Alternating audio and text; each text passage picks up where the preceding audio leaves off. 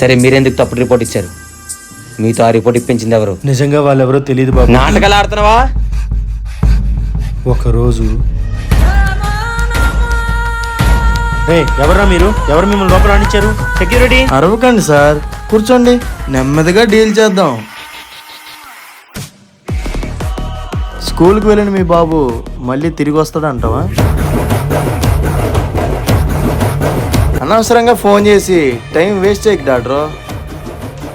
ఏం కావాలి? నీకు పోస్ట్ మార్టం రిపోర్ట్ వస్తుంది, అదే సూసైడ్ అని రావాలి. అలా కుదరదు. అలా అయితే నీ కొడుకుని మర్చిపో. లేదు, వాడిని నేను చెయ్యొద్దు, నేను చేస్తాను. త్వరగానే ఒప్పుకున్నావే కానీ ఇందులో నాది కూడా ఎంతో కొంత తప్పు ఉంది. ఈ విషయం బయటికి చెప్పకండి బాబు, నా ఉద్యోగం పోతుంది. ఒక్క విషయం చెప్పగలను బాబు,